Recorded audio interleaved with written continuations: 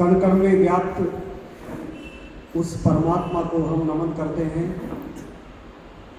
जिसके कारण से हमारे हृदय की धड़कनें भी स्पंदित हो रही है। परम पिता परमेश्वर ज्योति स्वरूप है और उस परमेश्वर के बिना इस सृष्टि में कुछ भी संचालित नहीं होता है। जो कुछ चराचर हमें दिखाई दे रहा है वह सब कुछ इसी परमात्मा के स्वरूप में है। उस परमात्मा ने जब एक संकल्प किया, एक को एवं बहुश्याम है, एक से मैं अनेक हो जाऊं, तभी सृष्टि में एक महाविस्फोट हुआ और इस सृष्टि में एक जड़ जगत की रचना हुई, जिसको आजकल विज्ञान भी गॉड पार्टिकल कहता है, जिसको विज्ञान आजकल बोसोन नाम से कहता है कि उस छोटे से कण से ही पूरी सृष्टि ने यात्रा आरंभ की। उसको करोड़ों वर्ष पहले हमारे पूर्वजों ने इस सिद्धांत की रचना करके बताया, एको एवं बहुश्याम है, एक से मैं अनेक हो जाऊं। ये संकल्प था परम पिता परमेश्वर का और उसी एक संकल्प से इस सृष्टि में सब कुछ चराचर जगत बनता चला गया। उस जड़ और चेतन जगत को हम जिसमें हम निवास कर रहे हैं, ये जगत ही, ये ब्रह्मांड भी अनंत है। इस ब्रह्मांड में अगर हम देखेंगे तो हमें दिखाई दे रहा है त्रिगुणात्मक प्रकृति, पंच महाभूत, ग्रह, 14 लोक, सब कुछ इस ब्रह्मांड में परिक्रमा कर रहे हैं। और हम परम पिता परमेश्वर से जब संकल्प करते हैं, उनके निवेदन करते हैं, प्रार्थना करते हैं, तो हम सब भी परम पिता परमेश्वर की उस रचना से जुड़ जाते हैं। इसलिए हमारे यहाँ प्रत्येक घर में प्रत्येक व्यक्ति से कहा गया है, जिस सृष्टि ने हमें कुछ दिया है उसके प्रति कृतज्ञता का भाव निर्मित होना चाहिए। दसों दिशाएं, तीनों काल सदा सर्वदा सबका मंगल करे, यही प्रार्थना हम करते हैं। और इस सृष्टि की यात्रा जब आरंभ हुई, ब्रह्मांड की रचना हुई, तो अनेक तारे, नक्षत्र, ग्रह बनते चले गए। उसमें से एक तारा जो हमारे सबसे निकट था वह था सूर्य। सूर्य की उत्पत्ति हुई स्वयंभू मनवंतर, ऐसे 14 मनवंतर है, उसमें से स्वयंभू मनवंतर में सूर्य की रचना हुई। सूर्य से टूट कर करके अनेक ग्रह बने गए और उसकी परिक्रमा करने लगे। वो सभी उसके परिवार के सदस्य बन गए। परिवार के मुखिया के सभी परिक्रमा करते हैं, ऐसे ही सूर्य परिवार भी सभी सदस्य परिक्रमा करने लगे। उसमें से सबसे अच्छा, सर्वोत्तम, सुंदर इस सूर्य परिवार का सदस्य, उसका नाम पृथ्वी। इस पृथ्वी की रचना हुई, सूर्य से टूट करके अलग हुई पृथ्वी। करोड़ों करोड़ों वर्ष में ठंडी होती चली गई और ठंडी होने के बाद इस सृष्टि में, इस पृथ्वी में जो आग का गोला थी वो धीरे धीरे ठंडी हुई, जल बना और भूभाग की रचना हुई, स्थल भाग भी बना। इस पृथ्वी पर जो स्थल भाग सबसे पहले बना उसका नाम था जम्बूद्वीप, भारतवर्ष, आर्यावर्त, ब्रह्मवर्त, कुछ भी नाम ले लीजिए उस भूमि को जो हमें मिलता चला गया। हमारा सौभाग्य है कि स्थल भाग में भी सबसे पहला जो भाग बनने वाला था वो भारतवर्ष प्रकट हुआ इस धरती के ऊपर। और भारतवर्ष में भी को समझना है तो विज्ञान को समझना पड़ेगा। भूगोलवेता कहते हैं पूरा स्थल भाग एक समूह में जुड़ा हुआ था, उसको पेंजिया कहा जाता है। कालांतर में वह पेंजिया टूट करके अलग होता चला गया और जब अलग हुआ तो अमेरिका छिटक करके दूर चला गया, ऑस्ट्रेलिया छिटक करके दूर चला गया, जापान छिटक करके दूर चला गया, लेकिन एक हिस्सा जो अपने स्थान पर विद्यमान रहा उसको भारतवर्ष कहा जाता है। इसलिए भारत विश्व का हृदय, क्योंकि भारत ने अपनी जगह नहीं बदली, बाकी सब अपनी जगह बदलते रहे। इसलिए हमारे महान पूर्वजों ने, ऋषि मुनियों ने भारत की सुंदर परिभाषा दी, हिमालयम समारभ्य यावदिन्दु सरोवरम तम देव निर्मितम देशम हिंदुस्तानम प्रचक्षते। हिमालय से आरंभ होकर के हिंदू सरोवर तक जो भूभाग फैला है उसका नाम भारत है। भारत अर्थात जो ज्ञान में रत है, भारत अर्थात जो दुनिया के भरण पोषण में रत है, भारत अर्थात जो दुनिया को दीप्त करने में रत है, ज्योतिर्मय करने में रत है। जब हिमालय की बात करते हैं तो ईरान इराक से लेकर के उसकी शाखाएं शुरू होती है और न्यूजीलैंड के न्यू गिनी तक चली जाती है। इतना बड़ा एक क्षेत्र था। इसलिए भारतवर्ष सुंदर है। यहाँ आकाश चूमता हिमालय है तो पाताल मापता सागर है, तो पश्चिम से पूरब की ओर दौड़ता हुआ सिंधु गंगा ब्रह्मपुत्र का मैदान विधाता ने इस धरा को दिया है। तो अगर इस धरा की विशेषता हम जानना शुरू करेंगे तो पूर्व से पश्चिमी घाट को जोड़ता हुआ विंध्य और दक्कन का पठार भी विधाता ने दिया है। कई देश तरस जाते होंगे नदियों के लिए, लेकिन नदियों का सुंदर जाल भी विधाता ने इस धरा को दिया है। दिन रात बर्फ के पिघलते हुए ग्लेशियर भी विधाता ने भारत में बनाए हैं। किसी देश में ऐसी सुंदरता नहीं मिलेगी, इतनी संपूर्णता नहीं मिलेगी। दिन रात पानी से नहाता चेहरा पूंजी भी विधाता ने इस धरा पर बनाया है।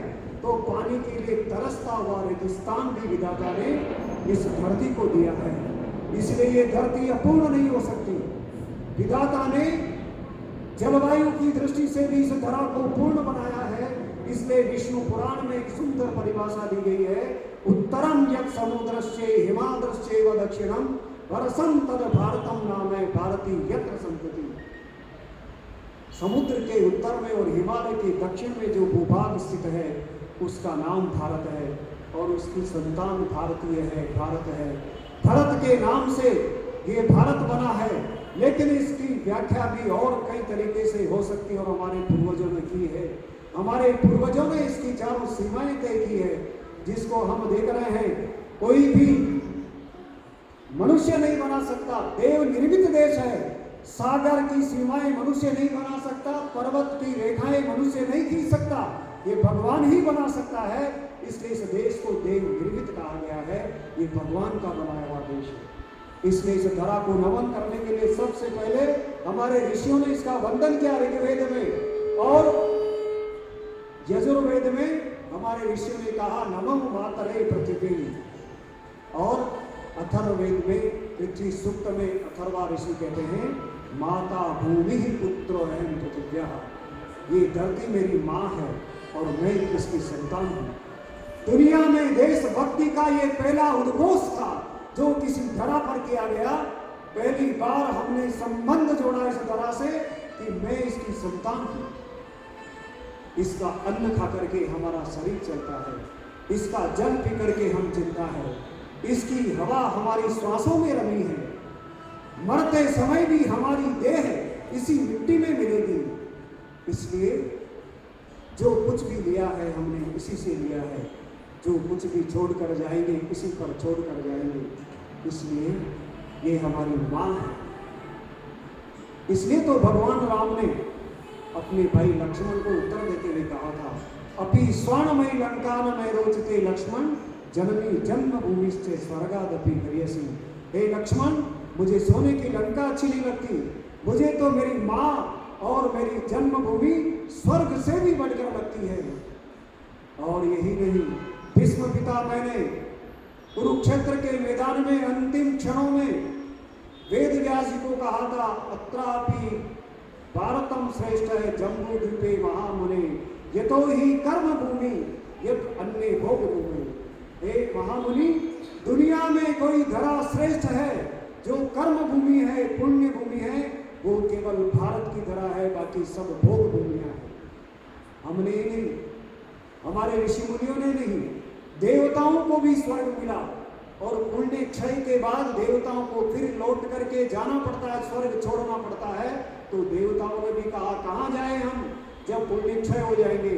उन्होंने भी कहा गायन्ति देवा किल गीत गानी धन्यास्तुते भारत भूमि भागे स्वर्गापवर्गा स्पदहेतु भूते भवन्ति भूये पुरुषा सर्ता। इसलिए सबने कहा धन्य माता। इस कलयुग में एक और ऋषि हुए, महर्षि बंकिम चंद्र चट्टोपाध्याय। उन्होंने पंचाक्षरी मंत्र की रचना की।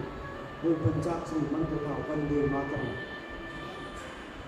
वै का अर्थ होता है वैशिष्ट्य, नय का अर्थ होता है आनंद, वै का अर्थ होता है देने वाली, ए का अर्थ होता है सतत, विशिष्ट प्रकार के आनंद को सतत देने वाली उस माँ को वंदे, उस माँ को नमन।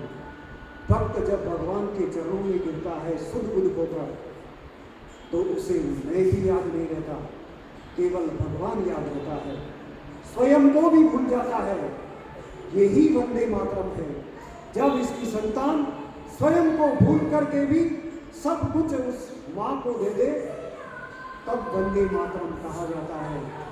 वंदे मातरम कोई अक्षर नहीं है, कोई ध्वनि नहीं है, कंठों से निकलने वाले शब्दों का संचय नहीं है। ये हृदय से पैदा हुआ भक्त और भगवान के बीच का संबंध की तरह है। इसलिए इस वंदे मातरम के उच्चारण करते हुए लाखों लाखों युवाओं ने मातृभूमि को स्वाधीन कराने के लिए अपने जीवन को इसके चरणों में लगा दिया। कवि बेनी माधव कहते हैं, अहो क्या ओजमय है शब्द वंदे मातरम, मरते दम भी निकलेगा तो निकलेगा वंदे मातरम। खंजरे कातिल भले ही कत्ल कर देना, चीख भी निकलेगी तो निकलेगा वंदे मातरम। जीवन के अंतिम क्षणों में यही निकलेगा वंदे मातरम। इसलिए महर्षि अरविंद कहते हैं, भारत साक्षात जगत जननी है, इसके सौंदर्य को निहारिए थोड़ा सा। भगवान ने इसको बनाते समय कैसा सुंदर बनाया है, सर्वांग पूर्ण बनाया है। कश्मीर का सौंदर्य है, यहाँ पर अवध का कर्म है, अरावली का संकल्प है, सह्याद्री का शौर्य है, बंग की बुद्धि है, पंजाब का बलिदान है, पुरी की समता है, तो केरल की ममता भी है। यहाँ पर इतना सुंदर देश है ये, इस सौंदर्य का वर्णन करते करते हम थक जाएंगे, लेकिन भारत भूमि का वर्णन कर नहीं सकते। इसलिए तो इसका एक सच्चा सपूत कहता है, भारत जमीन का टुकड़ा नहीं, जीती जागती राष्ट्रमाता है। हिमालय इसका मस्तक है, कश्मीर किरीट है। हिमालय की चोटियां इसके कुंतल केश है। बंगाल और पंजाब दो विशाल कंधे हैं। गंगा गले का हार है, विंध्याचल कटी है, नर्मदा करदनी है, पूर्वी और पश्चिमी घाट दो विशाल जंगाएं हैं। कन्याकुमारी इसके चरण है, सागर नित चरण होता है, चांद और सूरज इसकी आरती उतारते हैं। कंकर कंकर शंकर है इसका, बिंदु बिंदु गंगा जल है इसका। ये वंदन की भूमि है, ये अभिनंदन की भूमि है, ये अर्पण की भूमि है, ये तर्पण की भूमि है। हम जिएंगे तो इसके लिए, हम मरेंगे तो इसके लिए। इसलिए ये जमीन का टुकड़ा नहीं है, किसी के लिए भोग भूमि हो सकती है। इसलिए किसी ने कहा होगा कुछ भी कि हम यहाँ आए इसका भोग करने के लिए, हम आए हैं इसका वंदन करने के लिए, यही हमारी धारणा है। स्वामी राम तीर्थ जो इसकी सच्ची संतान थे, अद्वैत वेदांत के गहरे अनुभूति को प्राप्त हुए मान संत थे, वो उन्होंने कहा, मैं भारतवर्ष हूँ, हिमालय मेरा मस्तक है, तुम्हारी अंतरिक्ष मेरे पैर है, तारोमंडल मेरी बाईं और मालाबार मेरी दाहिनी टांग है, कन्याकुमारी मेरे चरण है, मेरी जटाओं से गंगा निकलती है, ब्रह्मपुत्र बहती है, मेरी और मैं जब इस धरा पर जन्म लेता हूँ बार बार धर्म का नाश करने के लिए, तब यही उद्घोष करता हूँ।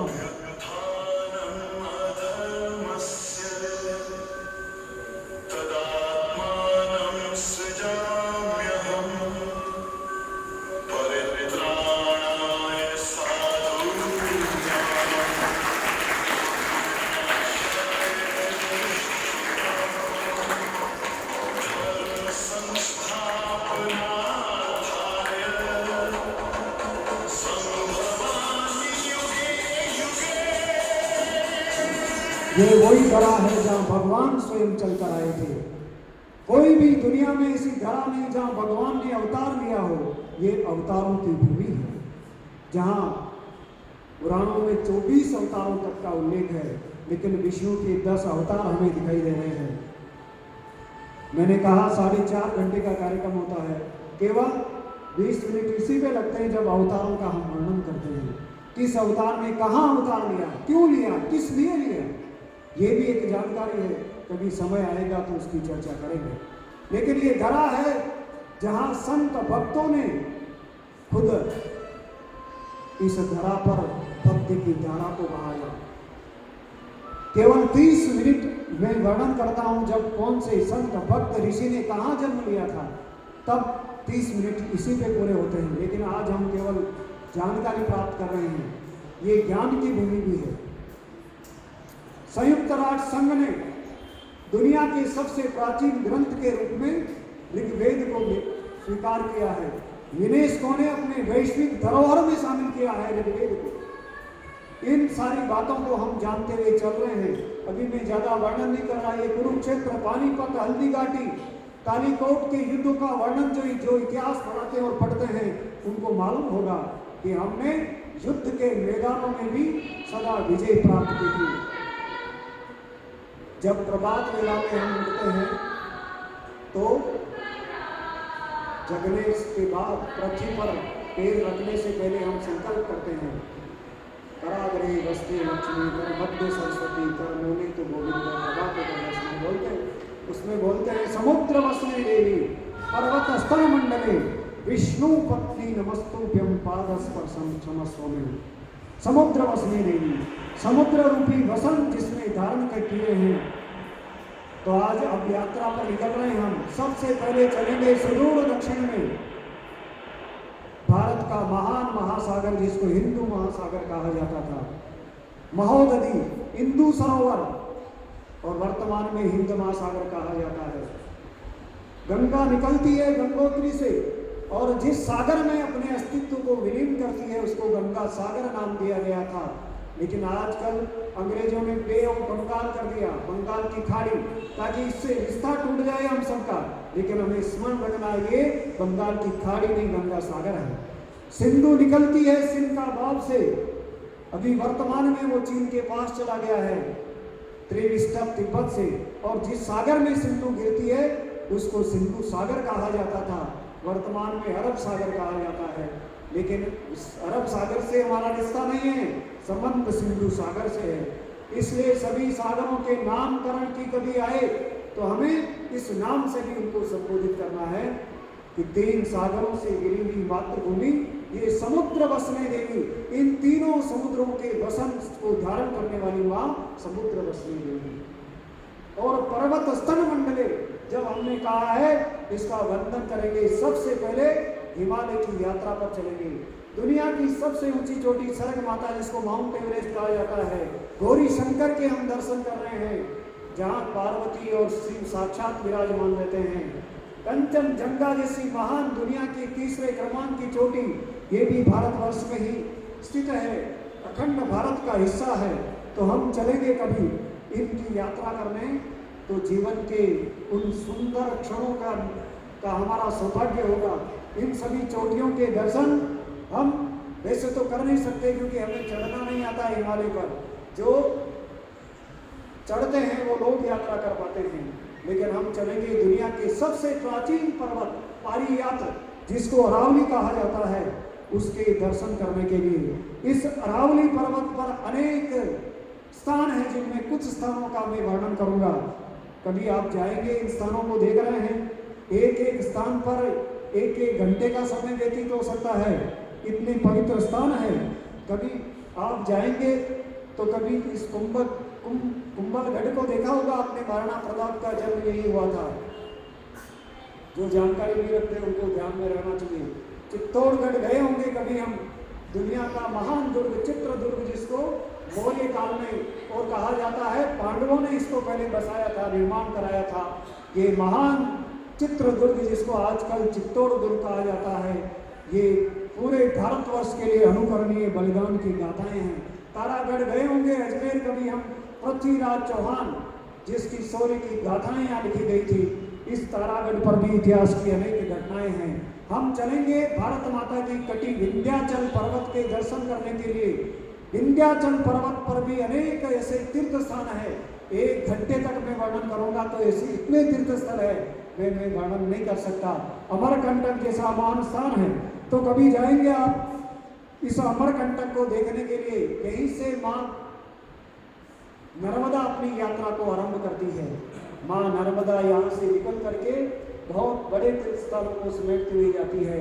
उड़ीसा के गंजाम जिले में स्थित है महेंद्र पर्वत।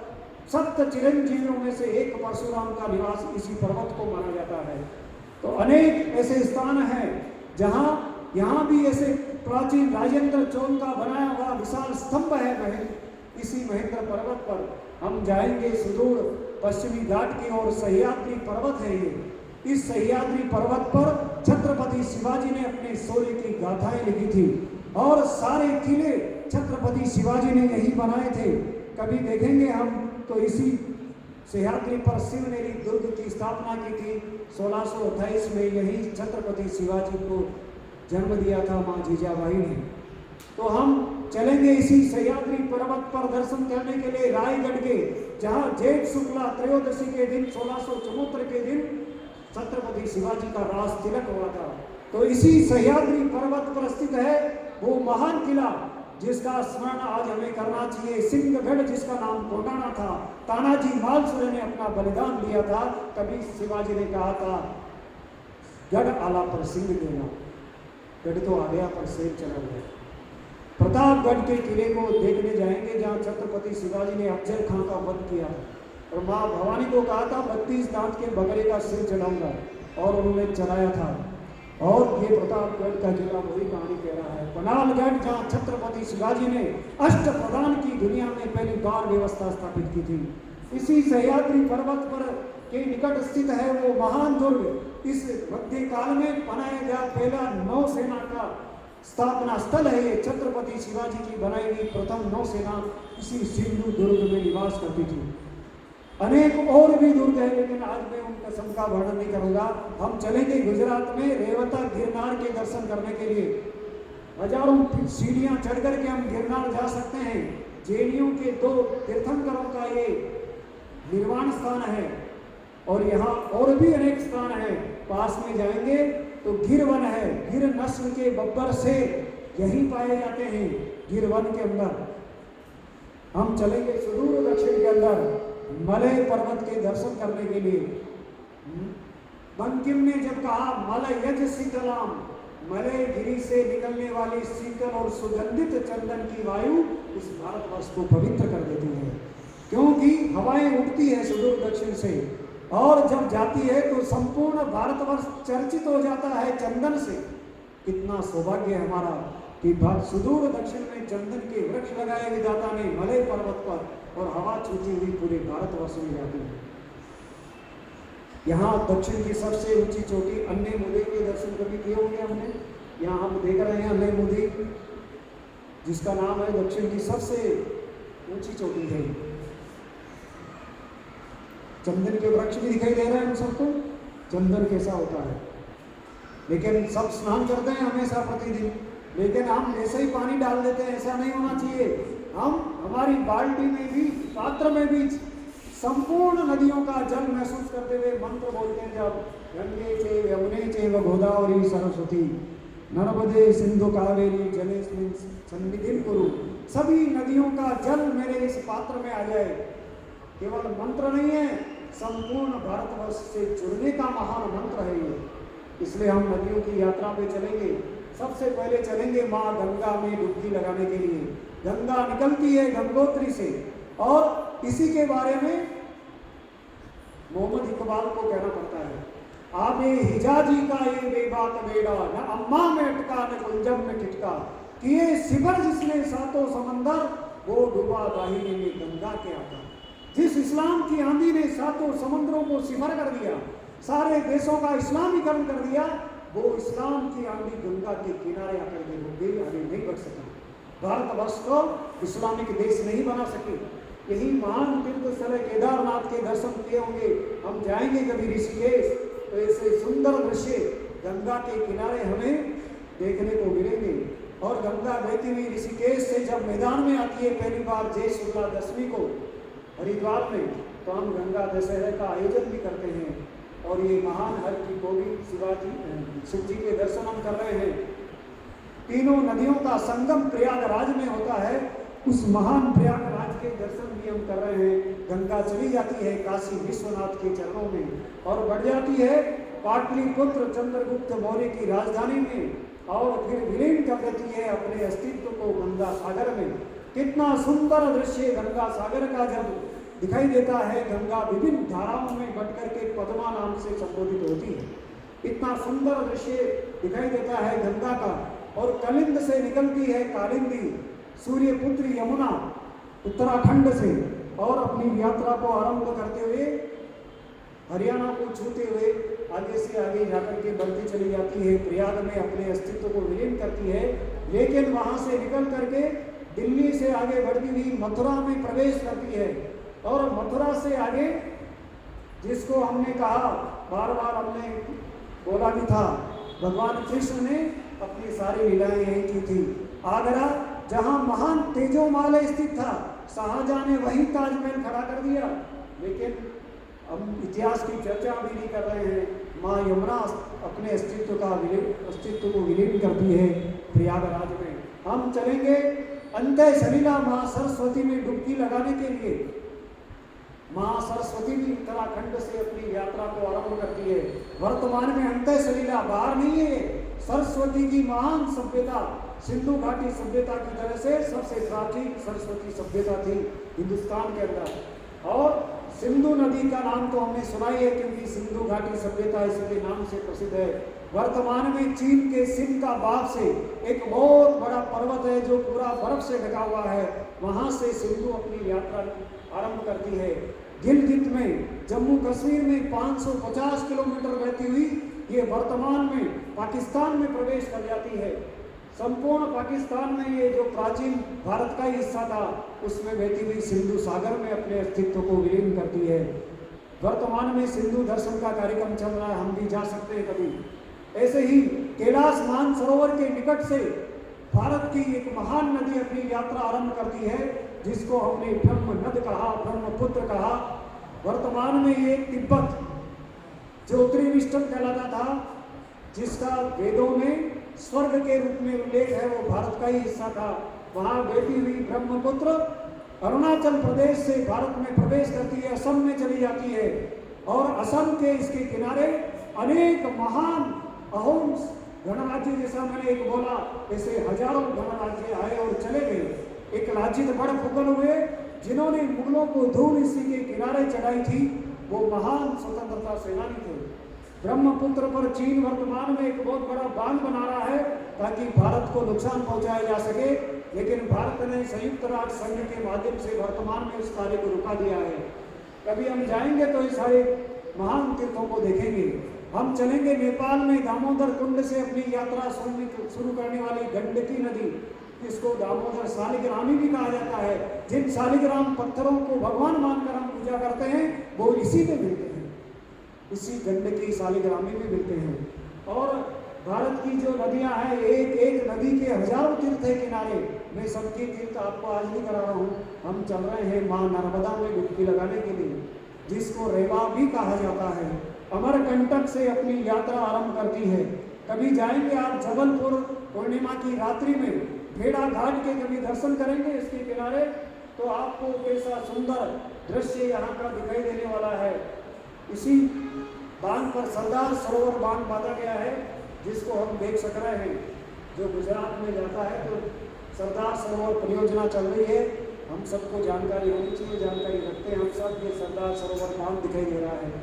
हम चलेंगे महाराष्ट्र में त्र्यंबकेश्वर के निकट से माँ गोदावरी अपनी यात्रा को आरंभ करती है और इसको गौतमी भी कहा जाता है क्योंकि महर्षि गौतम ने साधना करके गौ के रूप में इसको प्रकट किया था।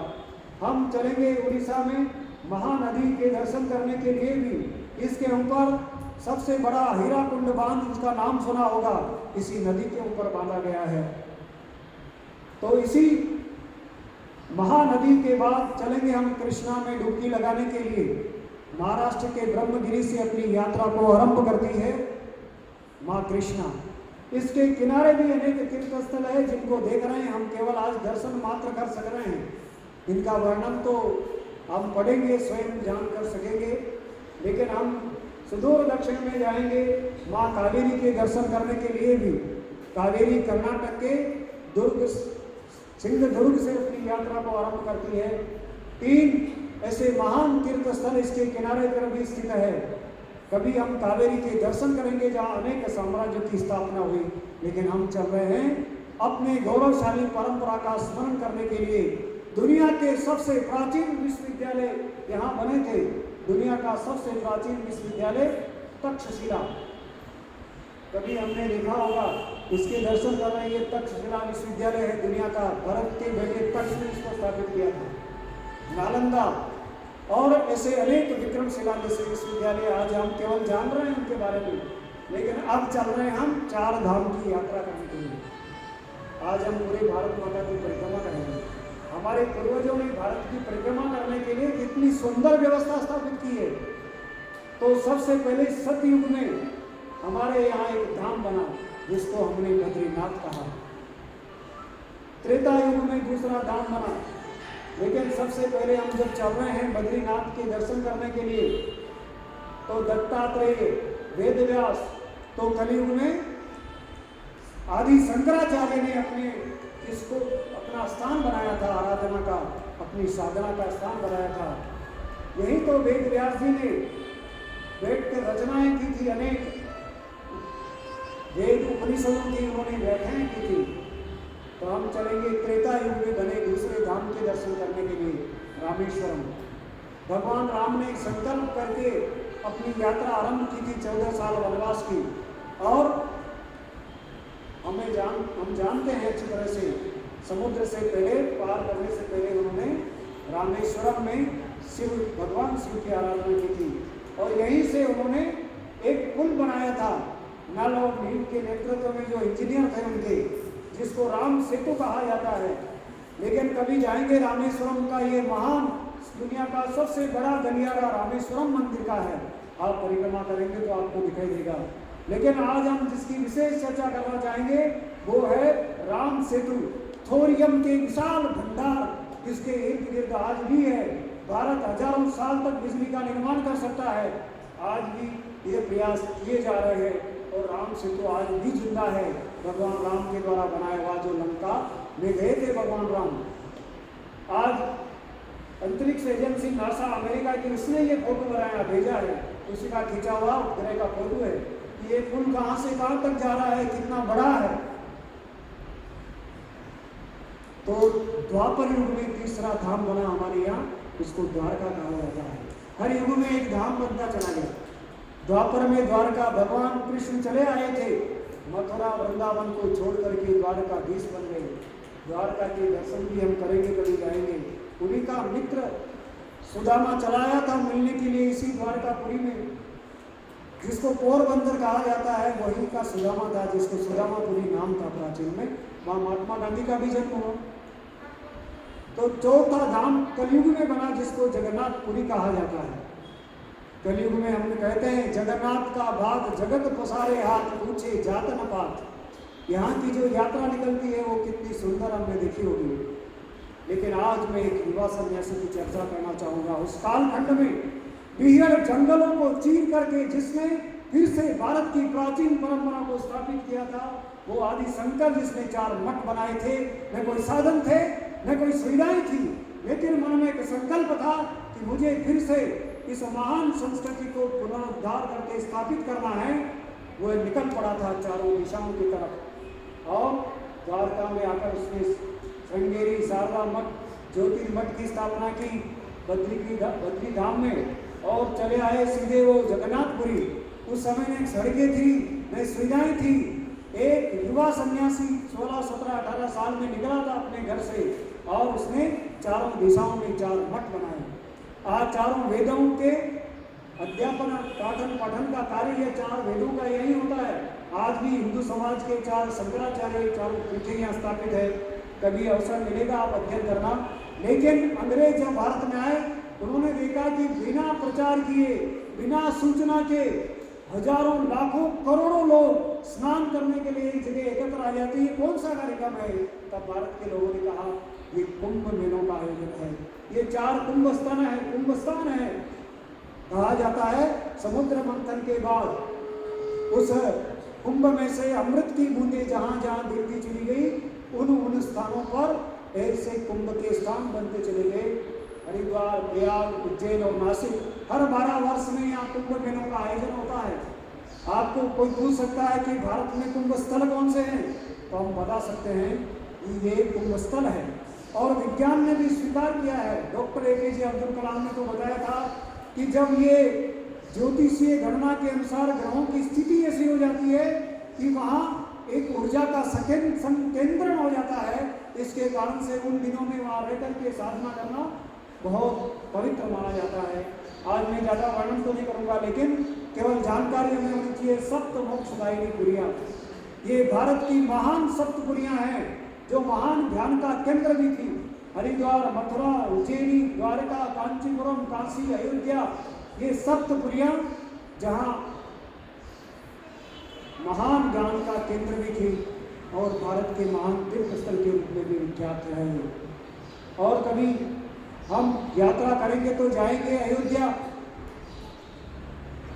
मनु की बसाई हुई महान नगरी अयोध्या, अर्थात जहाँ कोई किसी प्रकार का युद्ध नहीं होता, जहाँ कोई युद्ध कर ही नहीं सकता, वो महान शांति का स्थल भगवान राम ने वहाँ जन्म लिया था। बाबर जैसे आक्रांता ने उनकी जन्मस्थली को तोड़ा था, लेकिन सौभाग्य है हम हजारों करोड़ों व्यक्तियों की साधना और तपस्या से अब आने वाले समय में 2022 में महान भव्य दिव्य भगवान राम का ये महान मंदिर बनाना जा रहा है, जो दुनिया का सबसे हिंदुओं का महान तीर्थ स्थल होगा।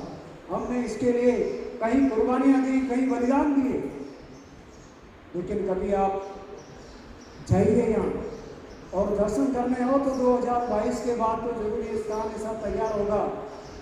अयोध्या का महान तीर्थ स्थल केवल ये स्थल नहीं है हमारे लिए, पूरी दुनिया के परिवर्तन का स्थान बनने वाला है। पूरी दुनिया में एक महान संस्कृति फिर से नेतृत्व देने वाली है, उसका एक ज्योतिपुंज के रूप में यहाँ से प्रकट होने वाला है।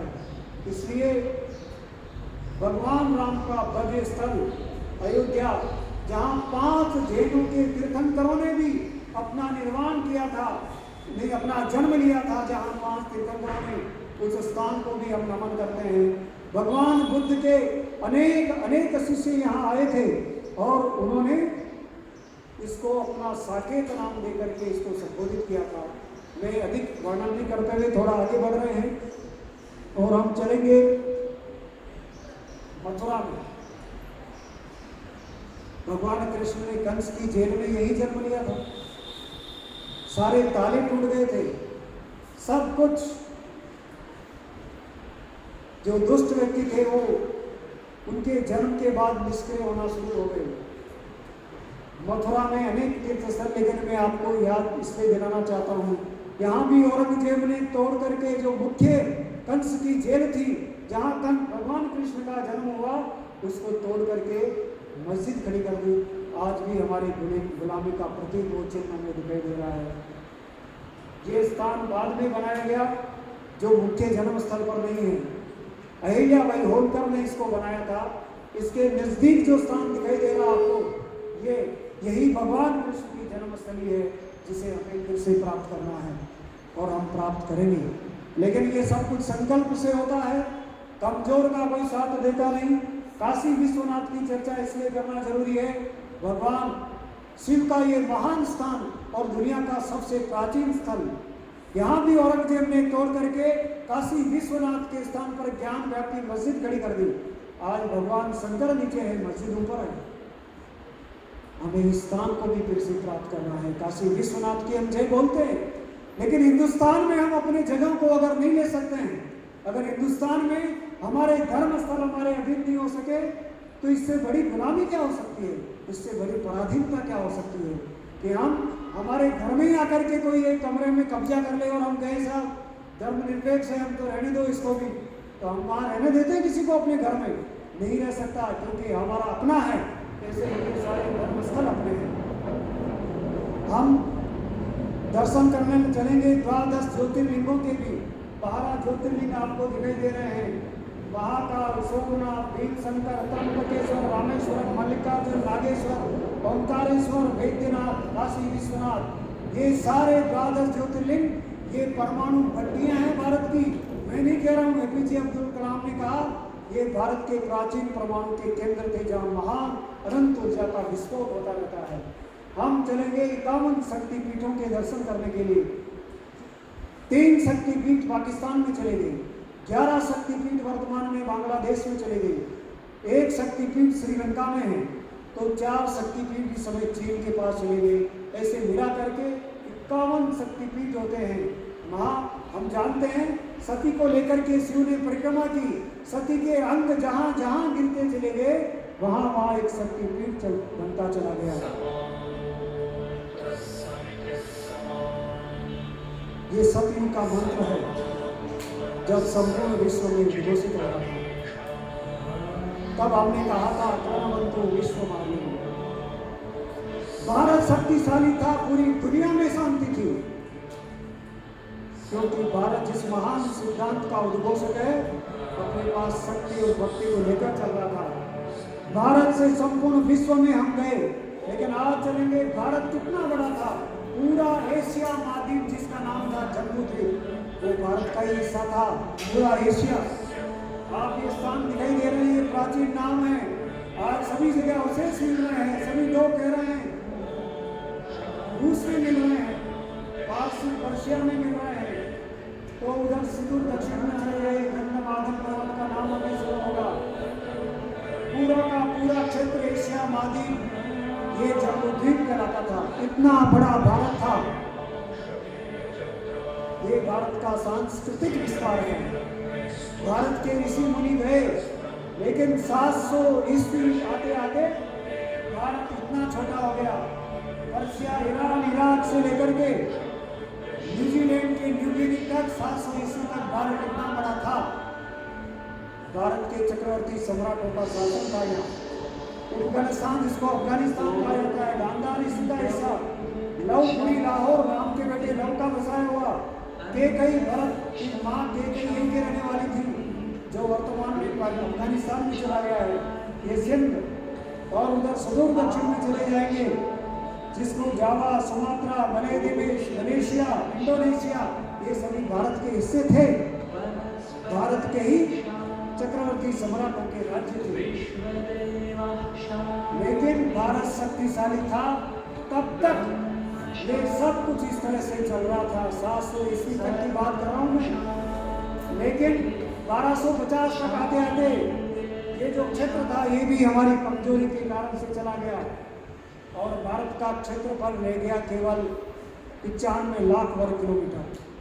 पहले 5 करोड़ वर्ग किलोमीटर से आते आते 1821 में आए, तो हमारा क्षेत्रफल रह गया केवल 50 लाख किलोमीटर।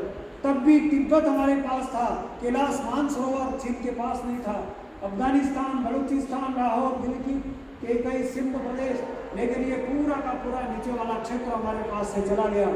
लेकिन आज मैं वर्णन करना चाहूँगा 1876 में अफगानिस्तान को अंग्रेजों ने हमारे से अलग कर दिया, तो 1904 में नेपाल को भी तोड़ दिया, हमारे से अलग कर दिया अंग्रेजों ने। तो 1906 में भूटान को भी स्वतंत्र देश घोषित कर दिया अंग्रेजों ने। 1914 में तिब्बत को भी अंग्रेजों ने भारत से तोड़ करके अलग कर दिया। 1935 में म्यांमार, जिसको कहते हैं आजकल ब्रह्मदेश, अंग्रेजों ने तोड़ करके अलग कर दिया। 1939 में सिंगल द्वीप लंका भी हमारे से तोड़कर अंग्रेजों ने दूर कर दिया। 1947 में मेरी माँ की 2 भुजाएं काट दी गई और भारत माता को अपंग बना दिया गया। पाकिस्तान और बांग्लादेश बन गए 14 अगस्त 1947। और 1948 में जम्मू कश्मीर का एक हिस्सा हमने पाकिस्तान को दे दिया। तो 1962 में चीन ने जम्मू कश्मीर का एक हिस्सा हमारे से छीन लिया। आज हम नक्शे में दिखाते तो हैं, लेकिन हमारे पास नहीं है। आज पूरा पूर्वांचल जहां जनसंख्या है संतुलन करके भारत से तोड़ने की योजना चल रही है। वीर सावरकर जी ने कहा था फिर प्रश्न उठा है, माँ क्यों आज मलिन है, हम सबके रहते क्यों है ये दुखियारी। उन संतानों को धिक्कारेगी दुनिया, जिनके रहते उजड़े माँ की फुलवारी। अगर ये देश नहीं रहा, ये धरती नहीं रही, तो हम कहाँ रहेंगे? हमारे बनाए हुए महल कहाँ रहेंगे? हमारी भूमि जिसको हम दिन रात जिसके लिए अपना जीवन खपा रहे हैं, जो धन एकत्र कर रहे हैं, वो कहाँ रहेगा? आज हम देख रहे हैं वो जो पाकिस्तान बन गया, तालिबान ने अभी अफगानिस्तान को कब्जा किया, वहां सभी लोग भाग रहे हैं। जिनके 5 करोड़ के बड़े बड़े मॉल थे, वो छोड़ छोड़ करके भाग रहे हैं। जिनके 10 करोड़ की बड़ी बड़ी कंपनियां थी, वो भाग रहे हैं। अगर इस देश में जनसंख्या का संतुलन बिगड़ गया और हिंदू घटा और देश बढ़ता चला गया, इस तरह से मेरी माँ अगर टूटती चली गई, तो एक दिन ऐसा आएगा कि हम हिंदुस्तान में रह नहीं सकेंगे। इसलिए आने वाले समय में हमें फिर से आज के दिन याद रखना है, हम भारत माता की उस चीज़ों को स्मरण करने के लिए चल रहे हैं। वो मूल स्थान हमें याद रखना, इस मूल स्थान को जिसको मुल्तान कहा जाता है, नरसिंह का अवतार यही होता, प्रहलाद का जन्म। गांधार प्रदेश, गांधारी यहीं की थी। तक्षशिला विश्वविद्यालय, कैलाश मानसरोवर जो चीन ने हमसे छीन लिया, वो सिंगल द्वीप, ढाकेश्वरी देवी जो ढाका में चली गई, ये सभी स्थान हमारी प्रतीक्षा कर रहे हैं कि आने वाली पीढ़ी फिर से भारत को अखंड बनाएगी।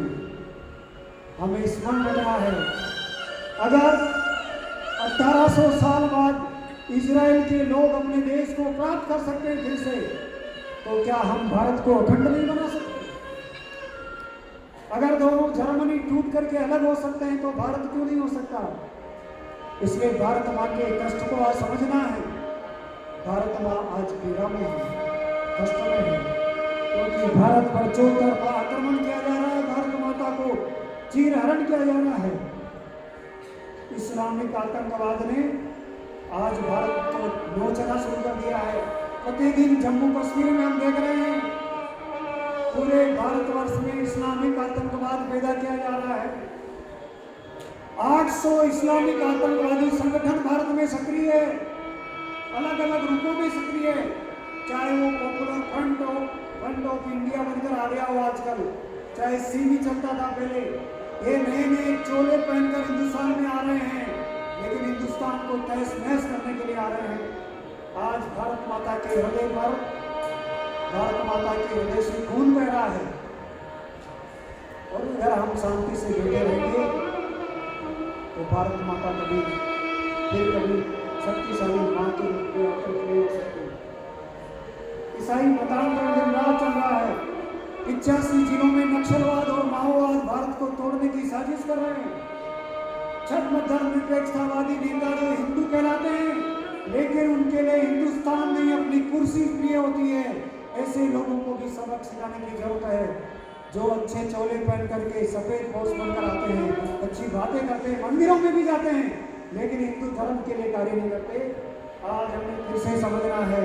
मैं आज आपको मुसलमानों की बहुत बड़ी योजना बताना चाहता हूँ, जो दिन रात काम कर रहे हैं, वो है मुगलिस्तान। मुसलमानों के 56 देशों का पैसा हिंदुस्तान में आता है, अरब देशों के अरबों रुपए हिंदुस्तान में आते हैं। पाकिस्तान से जम्मू कश्मीर को मुस्लिम बहुल बना दिया गया, हम जान रहे हैं, घाटी पूरी मुस्लिम बहुल हो चुकी है। उत्तर प्रदेश के अनेक जिले, मेरठ जैसे क्षेत्र पे हम जाएंगे, वो पूरी पट्टी कहीं 40%, कहीं 35%, कहीं 60% मुस्लिम जनसंख्या हो गई है। अगर हम जाएंगे वहाँ से छूटे हुए बिहार में किशनगंज जैसे ऐसे 8-10 जिले, जहाँ की जनसंख्या 60 से 65% मुस्लिम बहुल हो गई है।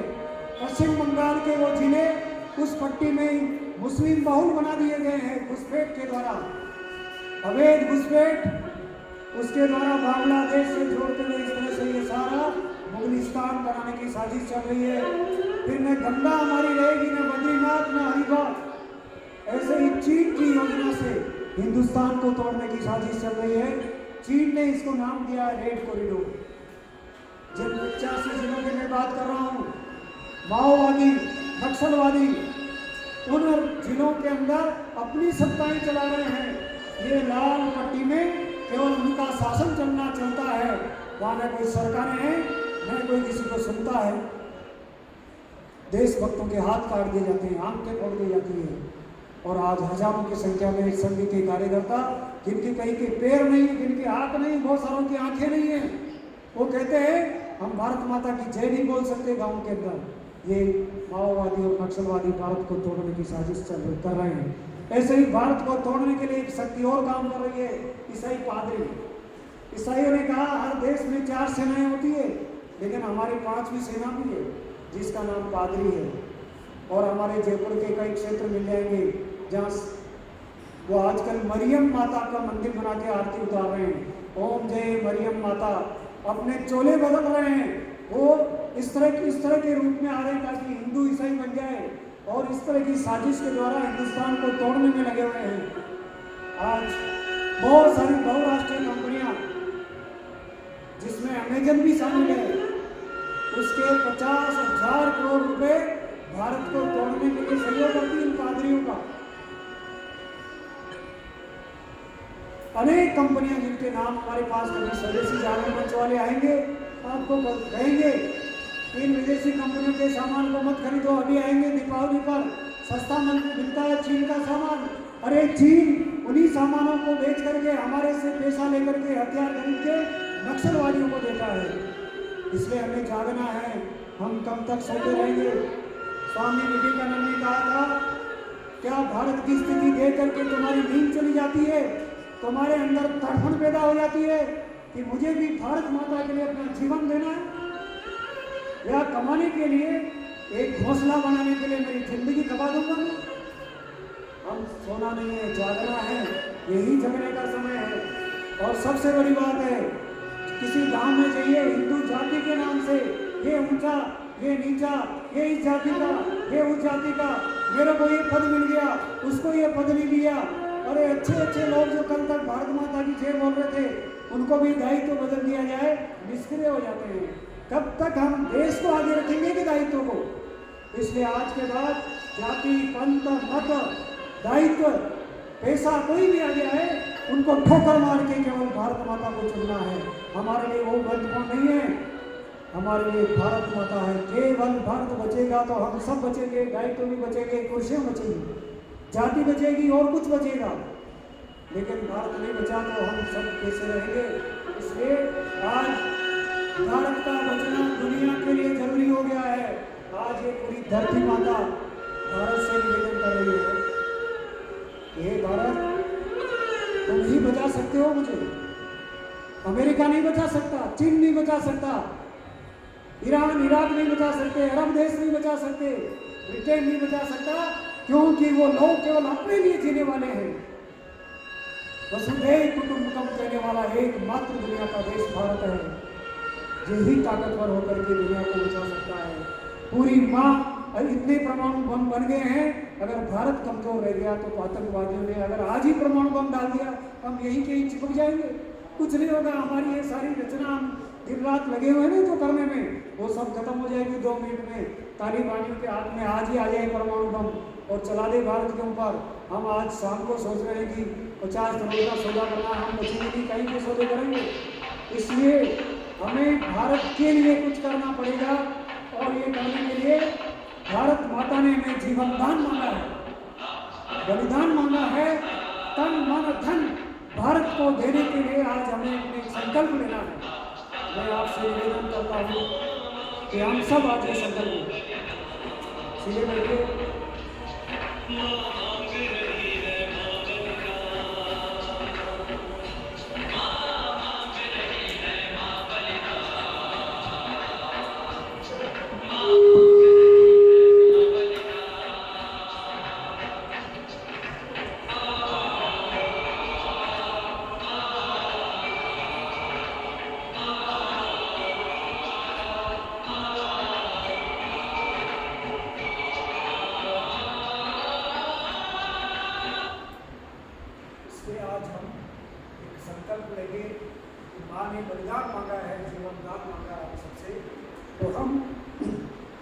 क्या कर सकते हैं देश के लिए।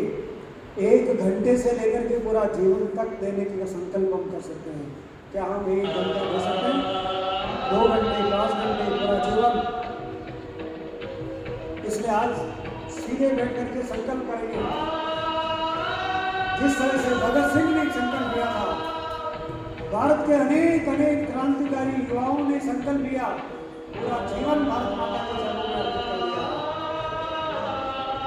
हम साधक हैं, भारत माता की साधना करने के रूप में। इसलिए साधक के रूप में जो कुछ हमारे पास है, इस धरा को हम जो इससे लिया है उसी को वापस देना।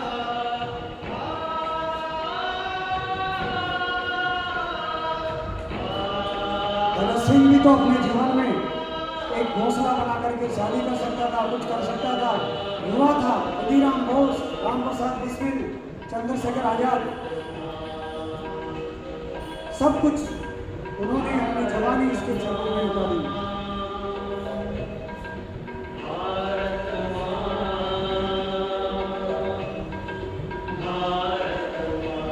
केवल भारत माँ हमारी आंखों में रहे।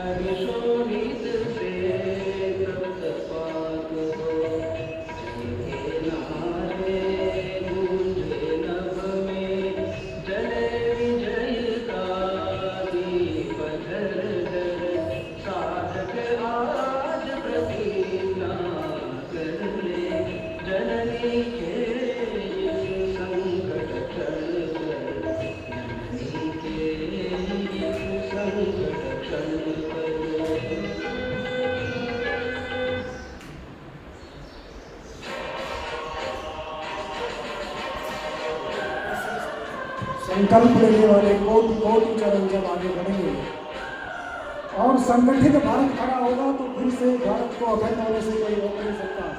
हम उस दिशा में फिर बढ़ने लगे। फिर से पीओके जिसको कहा जाता है वो हमारे अधीन आएगा, सीओके जिसके चीन का कब्जा है वर्तमान में वो भी हमारे पास आएगा। नेपाल हमारा अपना है ही है, भूटान भी अपना ही है। जब शक्तिशाली होंगे तो वो कहेंगे हम तो आपके हिस्से हैं, हम आप में मिलना चाहते हैं। फिर से भारत माता अखंड होगी। बांग्लादेश जहाँ 11 शक्तिपीठ है फिर से भारत में शामिल होंगे। फिर से वो सिंध, बलूचिस्तान, पंजाब, वायव्य प्रांत सभी भारत में आएंगे। तभी तो मिलेंगे वो जब हम शक्तिशाली, इतने करोड़ों लोग हैं, केवल एक उद्घोष करेंगे, इनमें ताकत नहीं कि हमारा सामना कर सके। वो अफगानिस्तान, वो म्यांमार, वो श्रीलंका फिर से भारत के हिस्से बनेंगे। महर्षि अरविंद ने कहा था मुझे दिखाई दे रहा है फिर से भारत माता करवट ले रही है, फिर से भारत जाग रहा है और फिर से मेरी माँ अखंड होती हुई दिखाई दे रही है। और स्वामी महर्षि अरविंद का सपना हम साकार करने वाले हैं। हमें उस आशा भरी दृष्टि से संकल्प के साथ चलना है, उस विधि की स्वीकृति से चलना है। कोई हमें कहने नहीं आएगा कि आप ये काम करिए, स्वयं प्रेरणा से सभी लोगों को याद करके काम करना पड़ेगा। हम इंतजार नहीं करेंगे हमारे ऊपर कोई आक्रमण करे तो सामना करेंगे। हमें जहां दुश्मन दिखाई देता है उसकी मान में जा करके हमें आगे होकर के आक्रमण करना पड़ेगा, हमें उसकी धन कुचलनी पड़ेगी, तब जाकर के हम देश को शक्तिशाली बना सकते हैं। हिंदू को इतना तेजस्वी बनना पड़ेगा। हम प्रतीक्षा रहते हैं कि हमारे ऊपर कोई आक्रमण करे फिर हम उसकी फन कुचलेंगे। अरे वो नाग है, उनकी फनें उनकी मान में जाकर कुचलनी पड़ती है, ताकि जहाँ पैदा हुए हैं वहीं उनको नष्ट करना पड़ता है, तब जाकर के वो लोग फिर से कमजोर हो सकते हैं और भारत शक्तिशाली बन सकता है। भारत को फिर से विश्व शक्ति बनाने के लिए हम सब जो नई पीढ़ी में बैठे हैं यहाँ, हम अच्छी पढ़ाई करेंगे, मन लगा करके अध्ययन करेंगे, प्रतिदिन अपने घर में बैठ करके हिंदू समाज में जो भी आरती प्रार्थना होती है वो करेंगे, माता पिता को एक साथ बिठाएंगे, आपके क्षेत्र में कई शाखाएं लगती है वहाँ जाएंगे, एक घंटा देंगे, तो सभी बैठिए सीधे, सबको बोलना है, सबको हिंदू तन मन धन जीवन ही भारती की।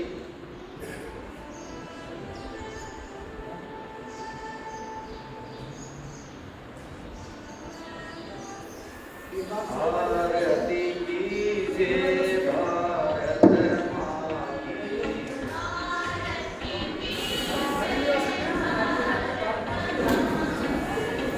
हिंदू तन धन जीवन ही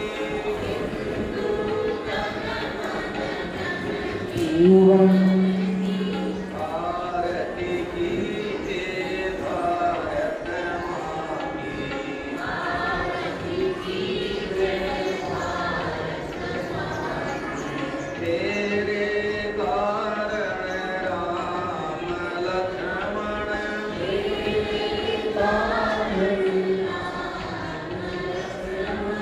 धनुष बाण लिए फिरते वन वन। धनुष बाण लिए फिरते वन वन। दीनी ऋषि मुनियों की। रक्षा कीजिए ऋषि मुनियों की। भारती की जय, भारत माँ की। भारती की जय, भारत माँ की। शीश झुकाए आया विभीषण। शीश झुकाए आया विभीषण। शरणागत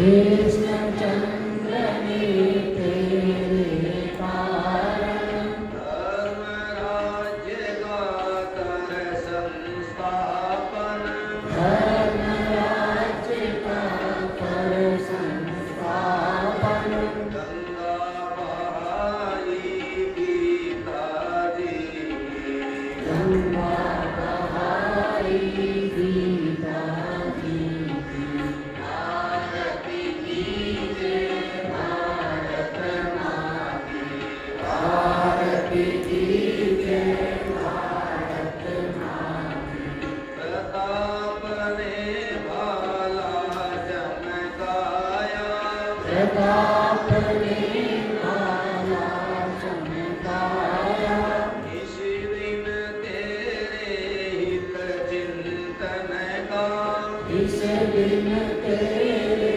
हित चिंतन का भवानी चमकी वीर शिवा की भवानी चमकी वीर शिवा की आरती कीजिए भारत माँ की आरती कीजिए भारत माँ की देवी अहिल्या द्विजा माता देवी अहिल्या जीजा माता झांसी की संग्राम देवता झांसी की संग्राम देवता तेरे कारण कुर्बानी की तेरे कारण कुर्बानी की आरती कीजिए भारत माँ की आरती कीजिए भारत माँ की केशव जी ने संग चलाया केशव जी ने संग चलाया माधव जी ने खूब बढ़ाया माधव जी ने खूब बढ़ाया अलग जगाई राष्ट्रभक्ति की अलग जगाई राष्ट्रभक्ति की आरती कीजिए भारत माँ की आरती कीजिए भारत माँ की तेरा ध्वज सूरज को छूता तेरा ध्वज सूरज को छूता धर्म कर्म की प्रेरणा देता धर्म कर्म की प्रेरणा देता विमल ज्ञान की देवी सरिता विमल ज्ञान की तेरी सरिता बहती धारा चिर शांति बहती धारा चिर शांति की आरती कीजिए भारत माँ की आरती कीजिए भारत माँ की हिंदू तन मन धन जीवन की हिंदू तन मन धन जीवन की आरती कीजिए भारत माँ की आरती कीजिए भारत माँ की